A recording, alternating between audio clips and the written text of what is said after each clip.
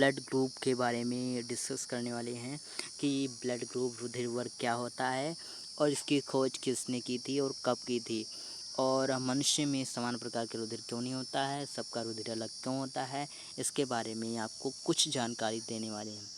तो चलिए स्टार्ट करते हैं। सन 1902 ईस्वी में क्या हुआ था कि हमारे जो कार्ल लैंडस्टीनर साहब थे, उन्होंने पता लगाया था कि सभी मनुष्यों का जो रुधिर होता है वो एक समान नहीं होता है।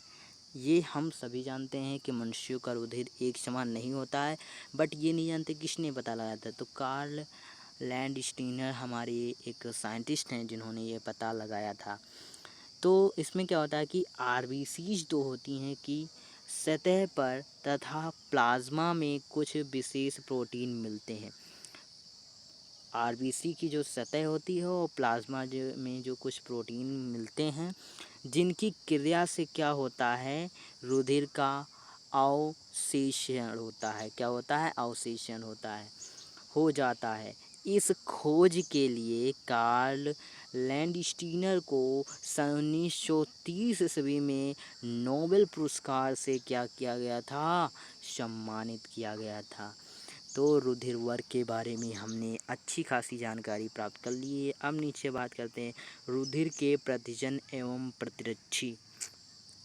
तो रुधिर के प्रतिजन एवं प्रतिरक्षी antigen and antibodies of blood. मनुष्य के रुधिर में दो प्रकार के प्रोटीन होते हैं।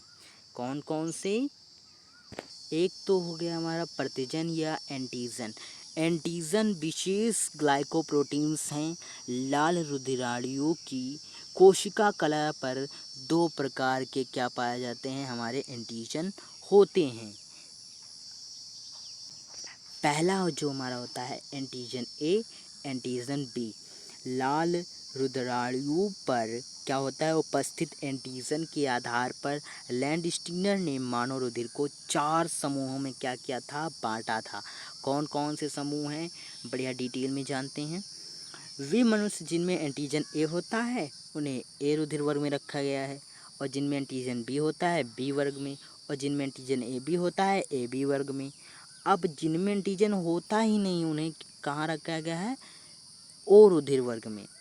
अब नीचे बात करते हैं प्रतिरक्षी या एंटीबॉडीज़। प्रतिरक्षी या एंटीबॉडीज ये रुधिर के प्लाज्मा में होती हैं। ये भी दो प्रकार के होते हैं, एंटीबॉडी व एंटीबॉडी ए और एंटीबॉडी बी।